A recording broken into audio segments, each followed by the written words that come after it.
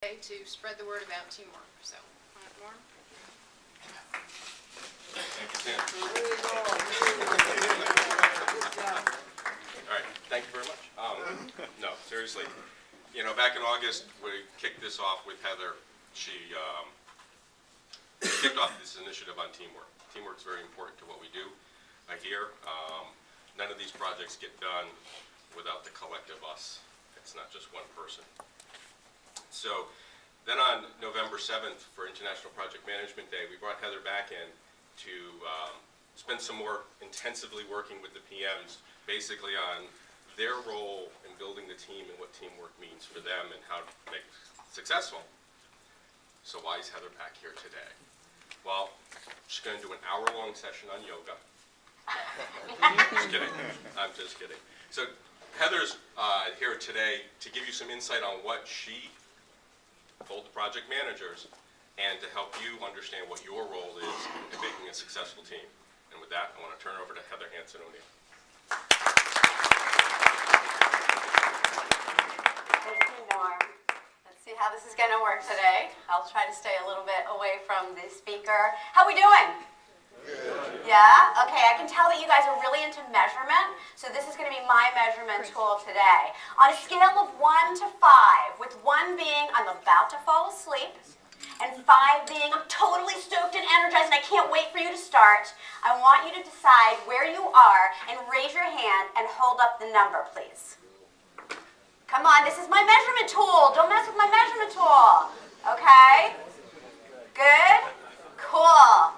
Awesome. Thank you so much. I'm going to ask you again at the end, and I'm hoping to get the 1s to 3s, the 2s to 4s, and the 3s to 5s. Or maybe everybody to 5, because I'm really, really excited to be here today. I am not going to talk under there. Okay, for those of you who know me, you know I'm a little bit high energy. So I'll try not to scare away some of the high C's, and you'll understand what I mean when we get to the end, when we do a little bit of something on disc. But let me tell you what we're going to cover in the next hour. We're going to talk a little bit about what I covered on November 7th with the PMs. We're going to talk, we're doing a mini self-assessment tool. We're going to talk about some concepts, some general concepts of what you can do from the inside out of teamwork. And I might ask you to do 1 or 2 minor activities. No yoga, I promise, I swear. Are we good? We are. Very good. Yes, I love it. Thank you so much. Okay, so those of you who have seen me before, you know that I'm a little bit of an adventure junkie, and I always bring in one story from one of my adventures where I learned a lesson that's applicable to that situation. Some of you have probably heard my story on the trapeze. Some of you have heard the race car story, maybe jumping out of an airplane story. Today we're going to be talking about rock climbing. Now, where's Rich? Rich had a story, not a story, he had a photo up here that he had up for like 2 seconds. Who saw it? It was rock climbing. Did anyone catch it? Yes? Okay, thank you. Cool. All right, that's me. I was 150 feet in the air, clinging to the side of a mountain. I was exhausted. My arms were shaking. I was tired. I was hungry. I was crabby. I had a belayer below me screaming, you can do this, you got this, keep going. I have the guide above me saying, I got you, you can do this. And I scream up, no, I can't. I don't have a handhold. The next handhold was about 6 inches past where I could possibly have reached. And he kept saying, I got you, you can do this. And now I'm screaming up a few other things that I'm not allowed to say here. But finally I realize that I have to start listening to him. I say, okay, what do I do? And he screams, jump. Did I mention that I was 150 feet in the air? More swearing. So finally, I'm like, okay, I've got to do it. I've got to go for it. And I jump. And I catch the next handhold for about 3 seconds.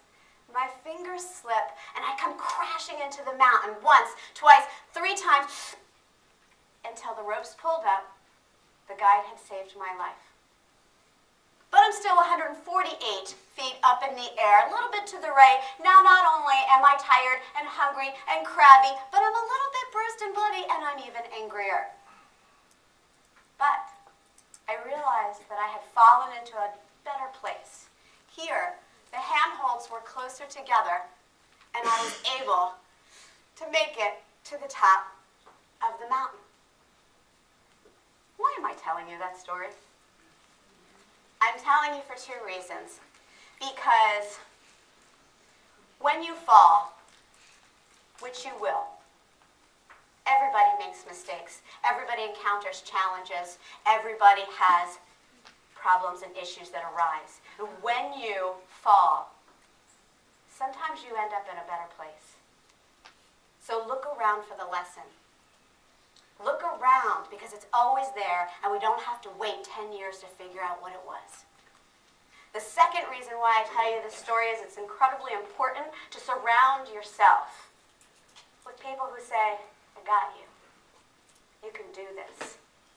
Surround yourself with empowering people, with team members. Bring them up, lift them up, and you'll all be able to travel the road a little bit better or climb the mountain a little bit faster. I just want to make sure you're awake.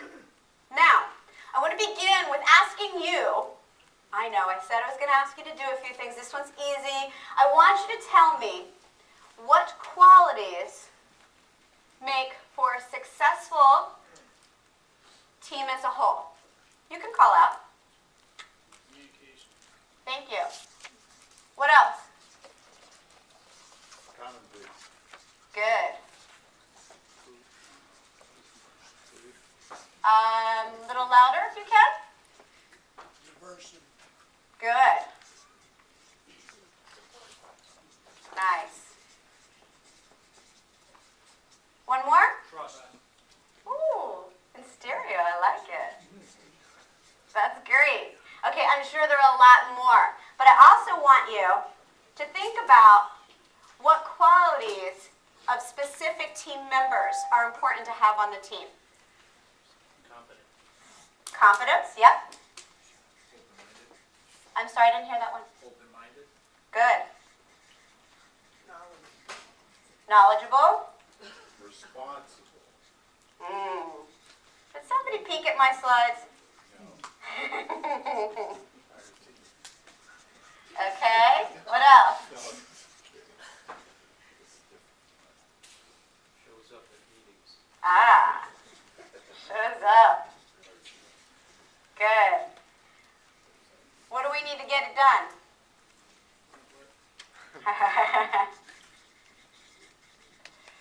And what do we need to keep it together? Okay.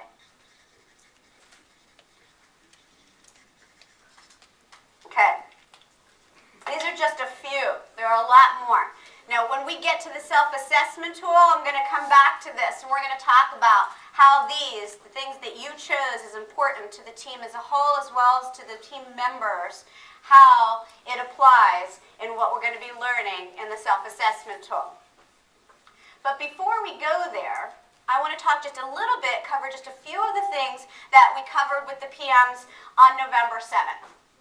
Personal relationships are the fertile soil from which all advancement, all success, all achievement in real life grows.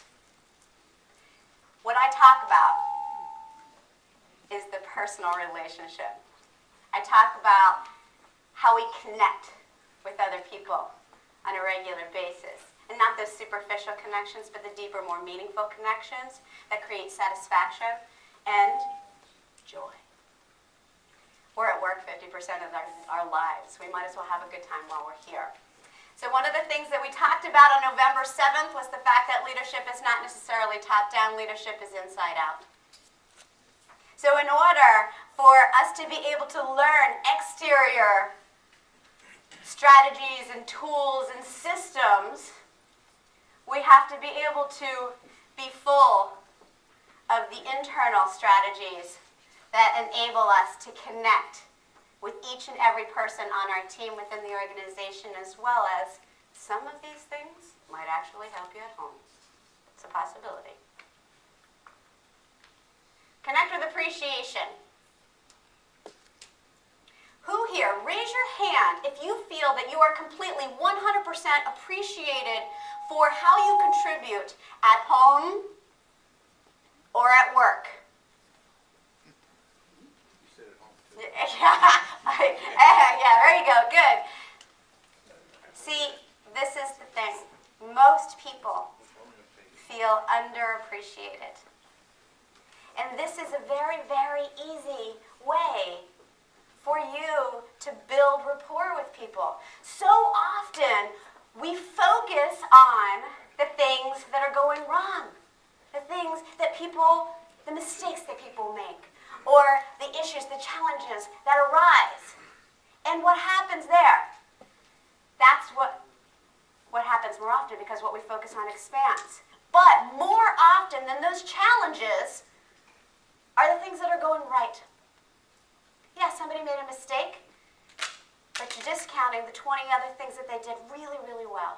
So when we shift our focus from what's going wrong to what's going right, and you start to show a little appreciation and actually seek it out, look every day for something that people are doing right, the whole dynamic on the team is going to change.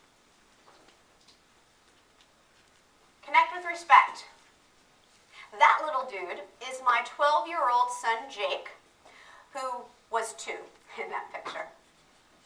This boy, very, very bright, a lot of fun, and incredibly challenging. I'll say that if I let him live long enough, he's going to make a real difference in the world. He's one of these kids that's always questioning, always challenging, and fucking authority at every turn. And I have a newfound appreciation or respect for my mother's Heather-induced gray hair, because every single attribute that my son has that makes me craziest came from me. Yeah. So I have a much better relationship with my mother now that my son came along. But when he's at school, those attributes of challenge, incessant questioning, calling out because he's just so excited about his answer even though no one else ever gets a turn, teachers don't like that.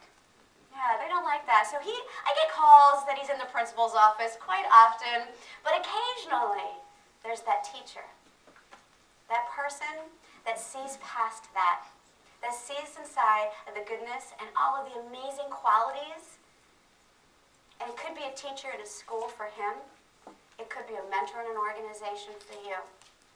You could be the person that sees past that inside to the unique gifts of the person that you're connecting with.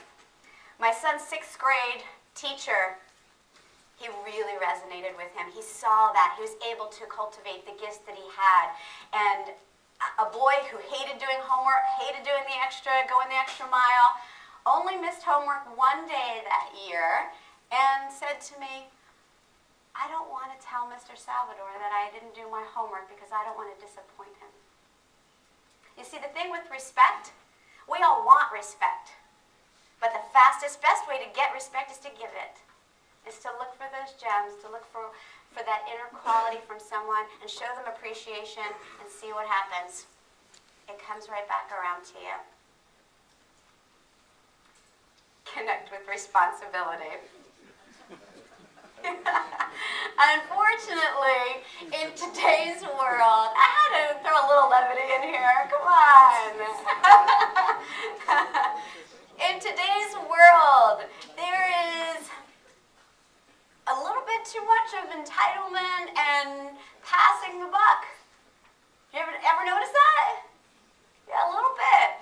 And so I wanted to briefly tell you a story of when years and years ago, when I was climbing a ladder at an ad firm. I was on a team that missed a deadline, and I was feeling really, really badly. And I went to talk to my mentor, and she gave me advice that I will never forget. First, she said, what could you have done differently? Because I was complaining about the other people that didn't get me what I needed in time. What could you have done differently? And then she said, the ability that you have to take responsibility for yourself, that's what builds character. And character is the basis for authenticity and reality. It's what keeps you sane in this world. Don't let go of that. So take responsibility. Anytime something's going on, yeah, maybe somebody else dropped the ball, but what could you have done differently, or what can you do to take responsibility for your part in it? Connect without judgment. One last story. This is the last one with the connection. I recently, about 3 weeks ago, did a training for a large insurance company here in Connecticut, and afterward, one of the project managers came up and said to me, I got it. I didn't realize it, but I think I was doing a little judging. He said, one of the guys on my new team is driving me nuts. He's negative, he's nasty, and I don't remember him ever being like this before. But now he's not taking responsibility. He's just horrible to have around, and I want to kill him.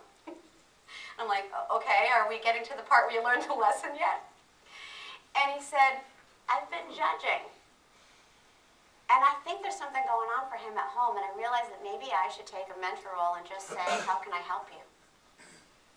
Now, last week I got an email from him saying, wow, everything changed. Just the sheer fact that I asked. And we're not, as project managers, we're not therapists. We're not there to be your best buddy all the time. But taking the initiative to care, it makes a world of difference. He said, just asking turned everything around. Connect without judgment. You never know what's going on in someone else's world. Has this ever happened? You're feeling a little low energy during the day? I don't know if you noticed, I happen to have a little bit of energy. I actually wake up this way, and I last this way pretty much until I go to bed at night. And there are certain things that I do to make that happen. And I wanted to share it with you. I have a little acronym for it. It's PMC. And I know you guys do a lot with acronyms. So you might see PM and be like, oh, boy, this is project management, committee, contract. Where's she going with this? No. Purpose, movement, connection. If you feel like you're de-energized, like you just can't get it together, that you're not focused, that you're not in it, you're not having any fun anymore, go back to PMC. It's typically going to be in one of those 3 areas. Purpose. Do you feel like you're contributing to something bigger on your team, within the organization? If you don't know what that is, ask. How is what I am doing contributing to something bigger? Bumps up the energy immediately. Movement. You guys, you get this freaked out look on your face because of that whole yoga thing. But I mean it, movement makes a difference. Whether it's taking your team outside, taking a walk, just standing up, just moving your shoulders back and lifting your head up and slapping a smile on your face, movement creates energy.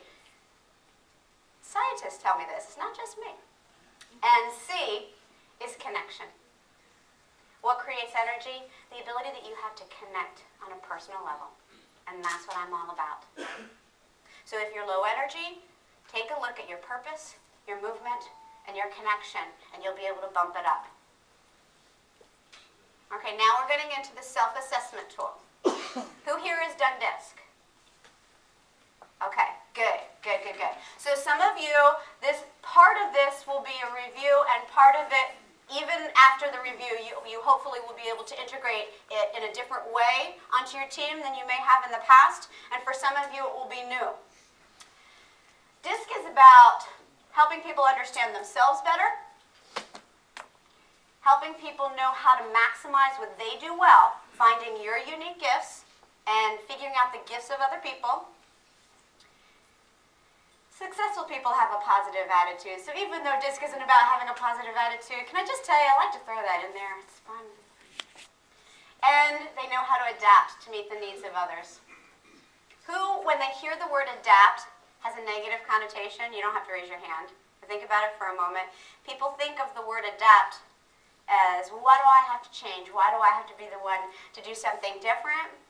But the only thing we have control over is our thoughts, our feelings, and our responses.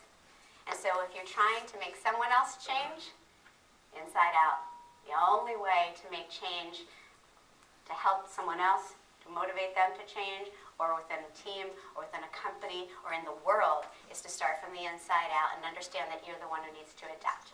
Okay, I'm going to ask you a couple of questions. I'm going to ask you to do a few things. Are you ready? Yes. Thank you. 3 questions. The first question, are you more outgoing and direct, or more reserved and indirect? If you are more outgoing and direct, please stand up. Thank you. Now don't worry, I've been told, I was like, oh yeah, we're going to do this great exercise, we're going to run all around the room, and they're like, no, they don't have much room. And I'm like, okay, can I have them stand up? Yes. Okay, good. So this is really as much movement as you're going to do pretty much. All right, so the next question is only for the people standing. Do you feel that you're more competitive and directing, or more talkative and interactive? Now it gets a little more difficult. If you feel that you're more competitive and directing, just stay standing like you are. If you feel you're more talkative and interactive, raise your hand, please. Great. Thank you. Now, it's literally one other question longer, so you can do it. You can keep your hand up. I know you can do it. Now, this next question is only for the people seated. Are you more accepting and doing, or more assessing and thinking? This is a forced response. Are you more accepting and doing, or more assessing and thinking? If you answered more accepting and doing, raise your hand, seated people. More assessing and thinking, stay right where you are. Okay, now you need to do the last thing I told you to do for a moment so I can tell you who you are. The people that are just standing without their hands raised, D. If you are standing with your hand up in the air, even if it's here, I. If you are seated with your hand in the air, S.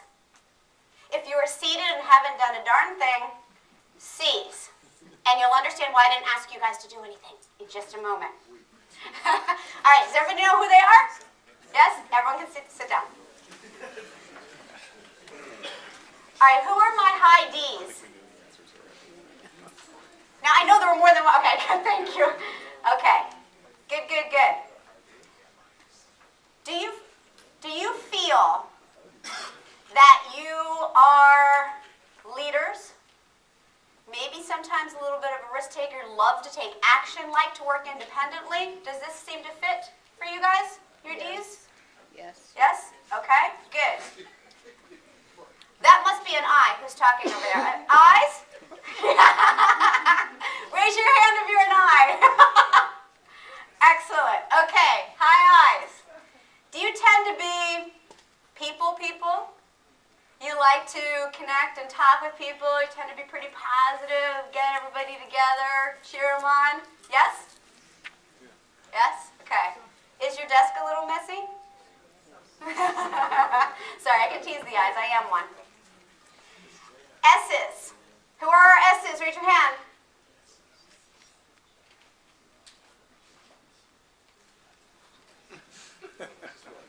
Thank you. Okay, our high S's.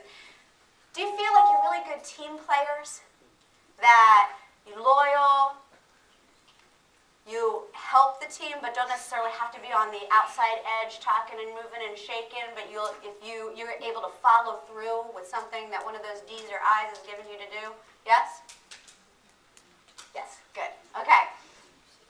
How about our high C's? Where are our high C's? There should be a lot of you in here. Engineers, a lot of high C's, engineers. Okay. High C's, tell me if this is accurate. Very analytical. You like the detail work. You like to cross the T's, dot the I's, make sure that things are done right. Yep. Yes? Is this accurate? Yes. Yes. Good, good, good. Excellent. Now, just to let you know about how we adapt a little bit, I am a very natural high I. I'm a people person. I love to present. This is who I am. Yes, my desk is messy. Now, I am capable of adapting that style and toning it down, but because I'm in the role of a presenter, I embrace it. When I have been in sales situations, before I started my business 17 years ago, I didn't learn DISC until 15 years ago. So I spent 2 years in a little bit, am I allowed to say hell here? No. Okay, in hell. Because I didn't realize why I wasn't connecting with people. When I came up here, and I started asking to do things, and I started going all crazy flailing and talking real loud, some of you may have resonated with that, thinking, oh good, we're going to have some energy, and others of you were really uncomfortable with me, right? To be honest, it's okay. I'm used to this now. Yes? A little bit uncomfortable with me? Okay. That tends to be more often than not the high C's.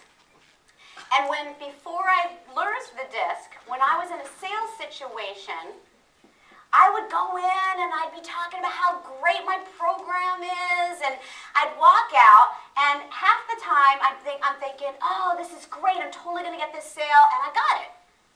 The other half the time I'm thinking, oh, this is great, I'm totally going to get this sale, and they wouldn't return my phone calls. They didn't like me anymore.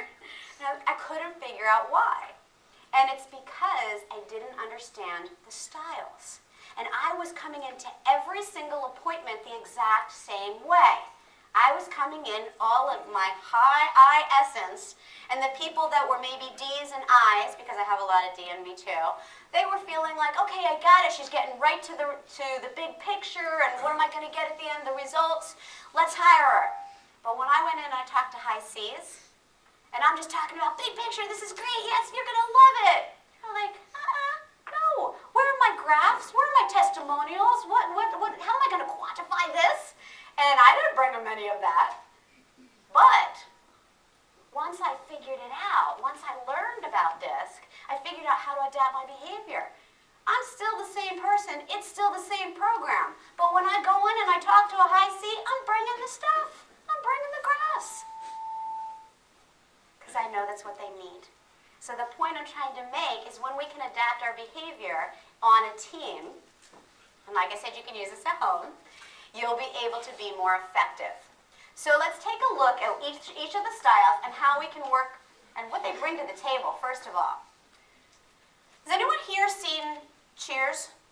Oh, yeah. Yeah? Okay. Cheers is a great show to use as a comparison to pick out the characters, because all of the characters on Cheers are stereotypes, and so they're really obvious styles. And so it's a way for us to not only understand who we are, but be able to pick out the styles of the other people. So on Cheers, let's see, high D's, we already discovered, are leaders, dominant. They don't, they like results, but they don't like taking a lot of time. They might be wanting to focus on one thing while somebody's talking to them. Has that ever happened? You've gone in to talk to somebody and they're looking at, yeah, I got it, I can hear you, go ahead, keep going. That's probably a high D. So who on Cheers is a high D?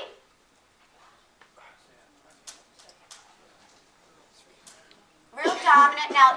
Now, please, high Ds, don't take this as offensive, but it's a stereotype. Who's really like, she's going to tell you exactly what they think? Carla, right? Yes, high Ds, they don't pull any punches, and they want people to tell them exactly what they think. Okay, so who are high Ds again? Raise your hand, please. Awesome. Somebody, be brave enough to tell me how you contribute to the team. What do you bring to the table? Decisiveness. Decisiveness. Awesome. Very important. What else? Organization. Sometimes I'm guessing you have some C in you.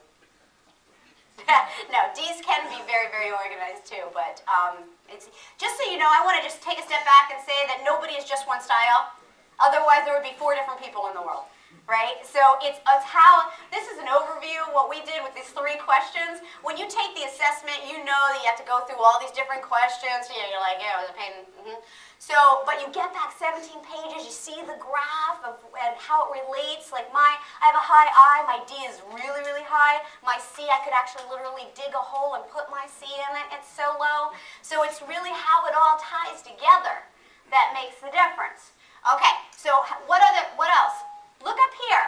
When it comes to a team, is there anything that you think that the D's are really good that they bring to the table? Leadership. Leadership. Definitely. D's are great leaders and they know how to take action. All right, put your hands up again, D's. Look around. If you guys work with any of these people, this is what they would like. They like for you to use brief, direct communication. They like for you to let them initiate. They like to focus on results, and they like to work independently. Is there anything else that you D's would like to add? Just it's your turn. It's your chance to say, hey, this is what I need. No? So un-D-like. D's would be like, yeah, I need this right now, yesterday. No. I love D's, and I can say that because, like I said, my D's pretty high. All right, let's take a look at our I's. Who on Cheers is a very personable person? Is, what? Who? Woody. There's another one yes, definitely Woody. But there's another big one too. Could be charming, salesy, and Sam. Yeah, total high I, right?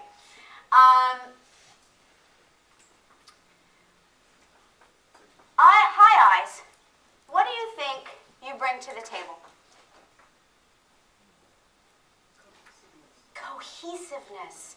I's bring people together. Love it. What else? Vision. I's are big vision people, completely.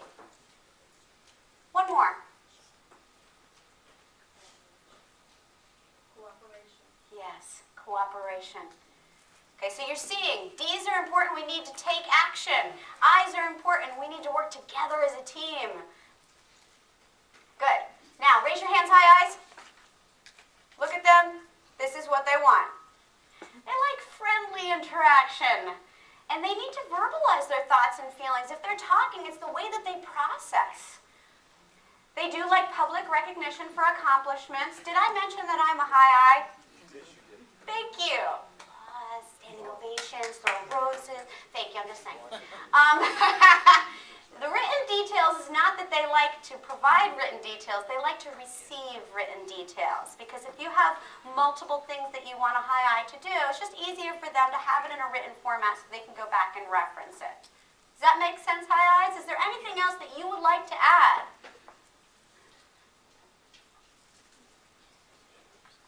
These are my talkers? Jeez. Okay. I will add that, because I can do this, it took me a long time to not want everybody to love me. and I'm just going to say this, I don't mean it like I'm exaggerating right now, but when I would speak to a large audience, and most people could be sitting on the edge of their seat and clapping and making eye contact, but if there was somebody in the back that's like playing on their phone, doing this, I'd be like, why don't they like me? So not all high I's have this, but one attribute that sometimes high I's have is that they like people to get along. They like to have that positive interaction. And sometimes they'll say, well, what can I do to make that person fit in or to help them to connect better with me? So just understand it's not always about you. High S's. Who are our high S's? Good. Thank you.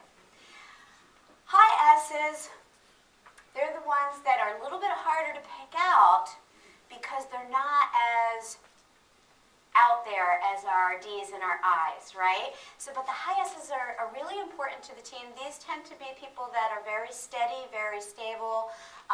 They're going to work as a team. Like I said, loyal. Who on cheers would be a high S? Norm. He likes to sit at the same seat, order the same beer at the same time each day. He likes that consistency. High S's are really important to a team because S's, what do you bring to the table? Consistency. Consistency, yeah. You can just look up here some of these things. Good. What else?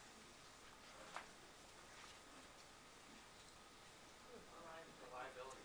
Yeah, reliability. You need the people to, once those D's and I's get done brainstorming all the big ideas, you need to be able to have people actually be able to follow through and make it happen. That's really important from a high S standpoint. Sometimes high S's have been known to be resistant to change. You can be honest, is this a little bit true?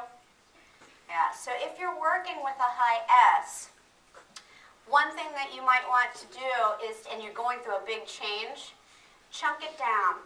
Like if you can say, okay, this change is going to happen now and it's going to contribute to something bigger, and then later on this change is going to happen, it's going to contribute to something bigger, as opposed to throwing everything at them, I think it's going to be a little bit easier. So, raise your hand, ISs. Hi, please. Hi, hi. Thank you. Look at them. Communicate with them this way. Relaxed cooperation. They like the consistency and the stability. They like sincere appreciation. You don't necessarily have to throw roses at them, but a nice pat on the back or a written card isn't going to kill an ass. They really like that. They want to know that their contribution is important to the overall good. Right? Purpose. All right. Last one, all you high C's here. High C's, very analytical, very, well, let you pick out first on cheers before we go into more details. Who on cheers? Fraser for sure, yes. There's another one that I like as an example too. Slip. Who? Flip. He's more S-like. Yeah. Come on, there's a good one. Diane's D. Yeah. Diane. Lilith? Yeah, Lilith. Just the, and you know what's really cool, and the reason why I wanted you to say Lilith was because I used to dance with her. It's Baby Newer. So not a high C, total high I, but she was adapting, because as an actress you have to, into that character, and didn't she do a great job of it, right?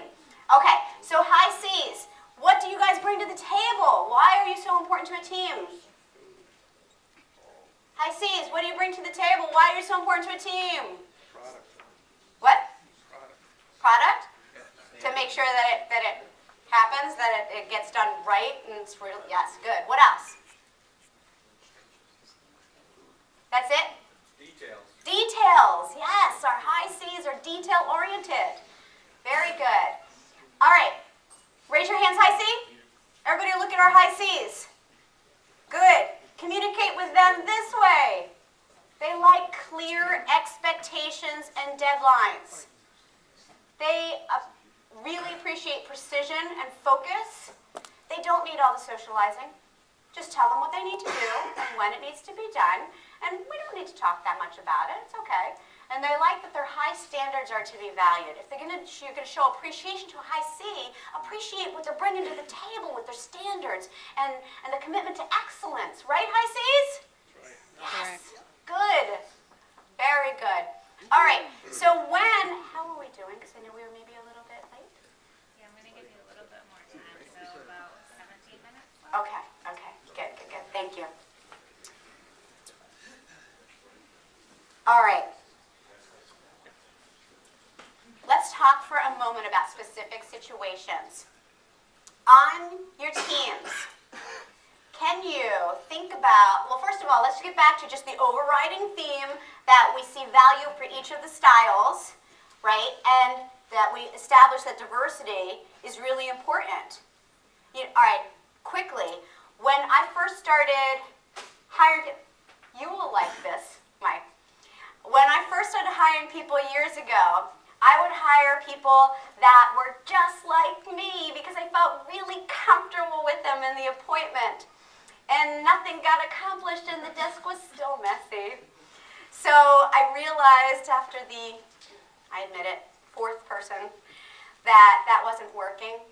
So then I specifically was looking for people that were highly organized. Pick out the things that I either didn't like to do or wasn't good at. Because as a business owner who happens to be a speaker, high I, yeah, works as a speaker. High D, great as a business owner. What's going to happen if I have no C? I'm going to forget to pay bills. I'm going to forget to invoice people. It's going to get ugly. In order to be a viable business, I needed everything. So you need to be able to make sure you're picking and choosing the people that complement you. All right, so on your team, I know you don't always get the opportunity to pick and choose. But on your team, think right now, do you have all of the people that you need? And are you using the people that you have to the best opportunity for everybody? Are you using them in how they need to, are you cultivating their strengths? Are you using their strengths? Think about it for a moment. And then I want you to come up with a not naming names scenario that you'd like assistance with, and we'll talk through it together. You know what we'll do first? We're going to do it in small groups. Find 3 people. 3 people we're going to talk about the team specifically and come up with questions on how we can make the team more effective using the qualities of DIS and S&C. And then we're going to bring it back, and you get 3 minutes to do this. It's not a lot of time. Find your teams of 3 or 4 if you need it. Go ahead. Thank you.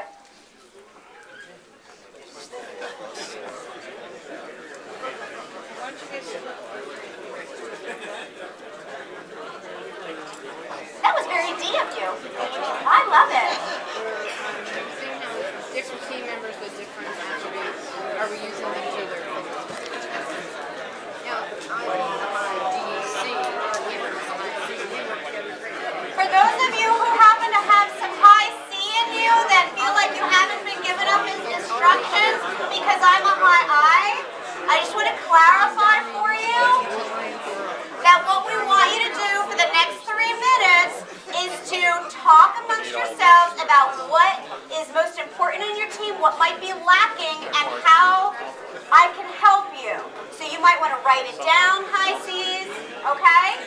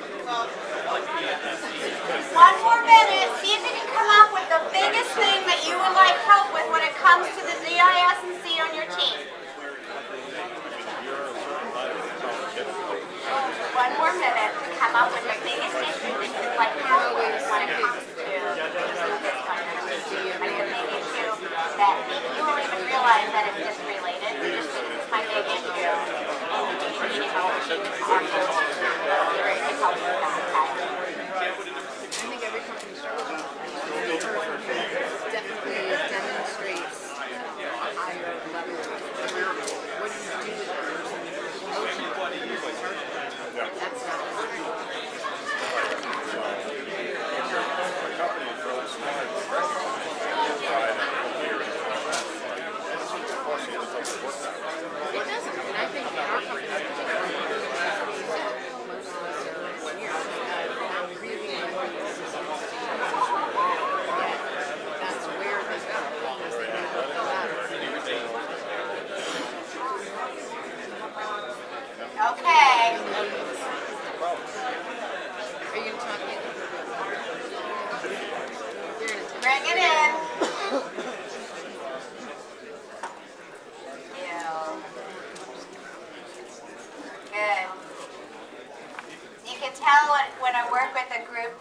has a much higher percentage of C's than I's. It's much easier to bring you guys back in. Thank you. I appreciate that.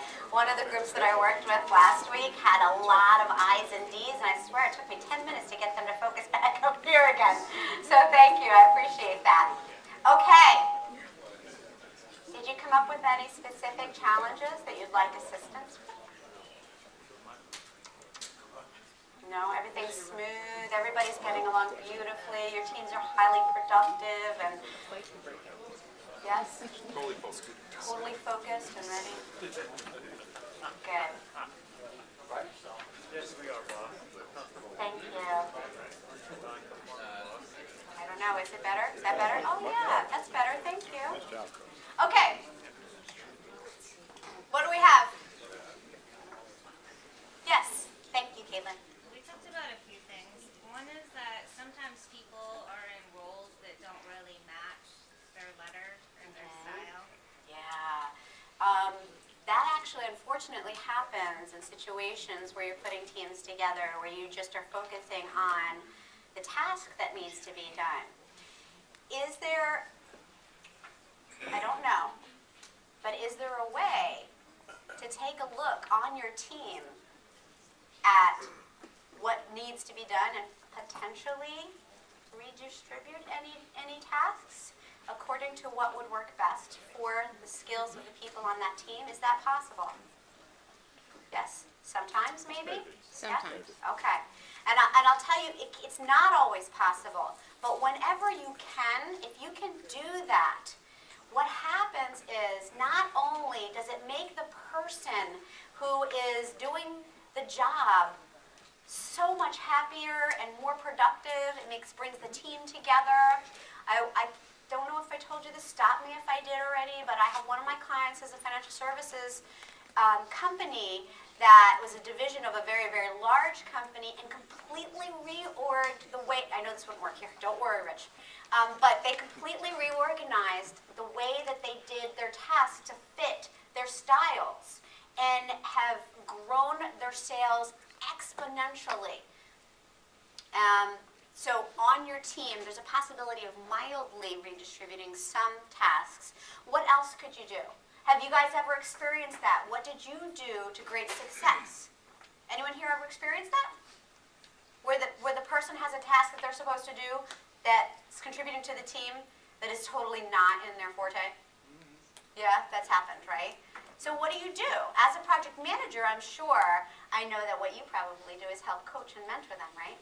He beeps them. Because I that's one way. That's the Gene one.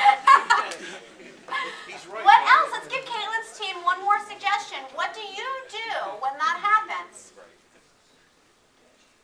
You can talk about how to adapt our style, because even though we each have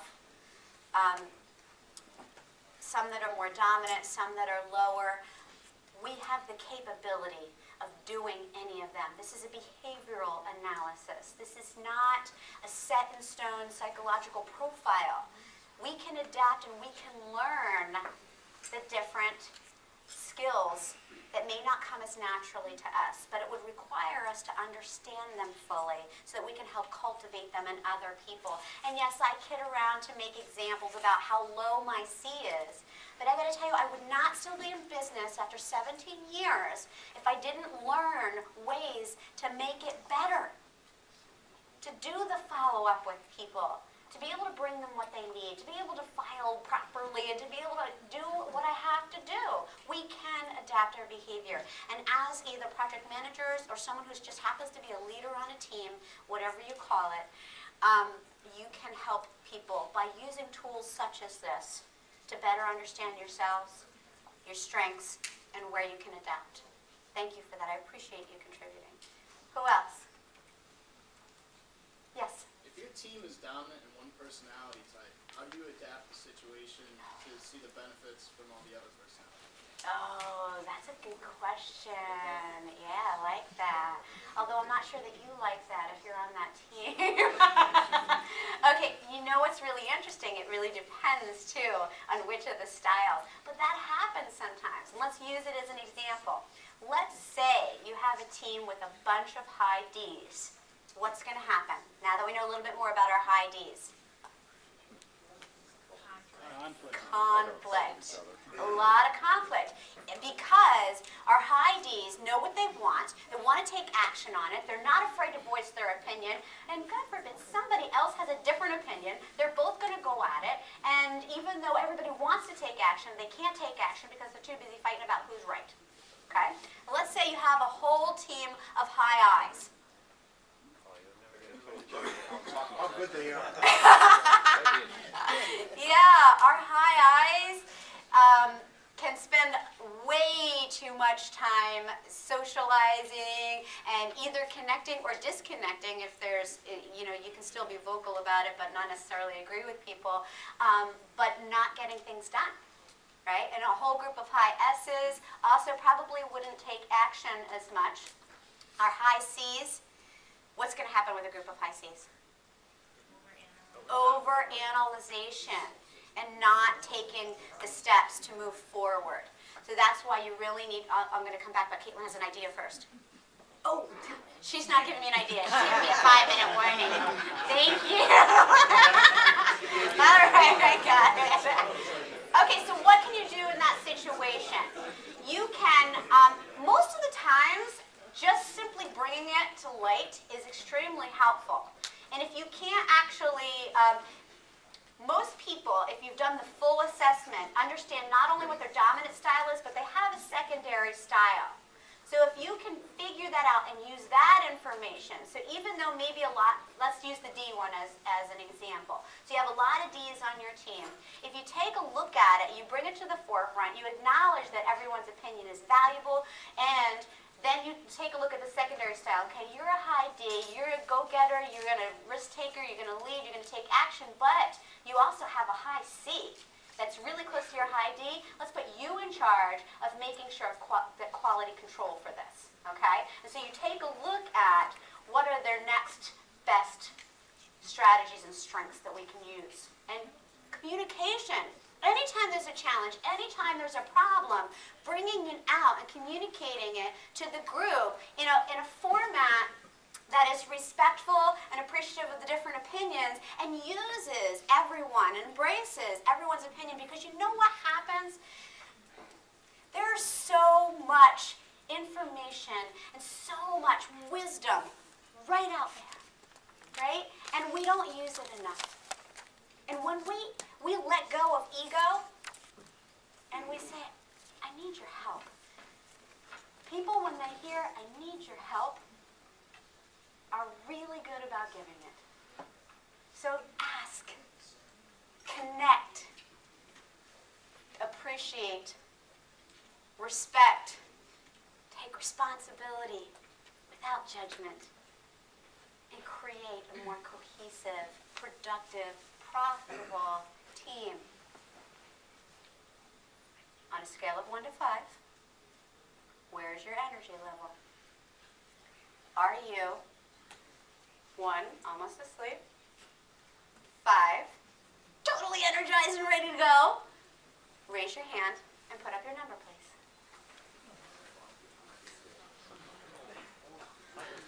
I love my measurement tool. We went up. I'm really, really happy about that. Thank you. Does anyone have any questions? I apparently have 3 minutes left. 2.5. 2. Yes? So everybody has a primary and secondary classification. Yes. To boost up any of the other ones, how do you go about that? Okay, well, you can do, when you take a full, like I said, this is 3 questions. It's not going to cover it for you. You're not going to be able to see the intricacies of it. But when you take a full assessment, it actually does give you quite a bit of information about potential limitation areas and how you can adapt. Using that tool with a coach is incredibly helpful. And sometimes I do the full assessments, and I'm sure a lot of other people do as well, and bring people together and use it in team building, but also a coaching on a leadership style, and helps people really understand and take a deeper look at how they can use this tool to be more effective in communicating at home, at work, with friends, everywhere. It's really powerful. But Here it's hard because you're only looking at your dominant style. You're not really looking at some of the other areas that might be potential areas to bust up, but bring up. Okay. That's it? We're good? Good. Yay! Thank you.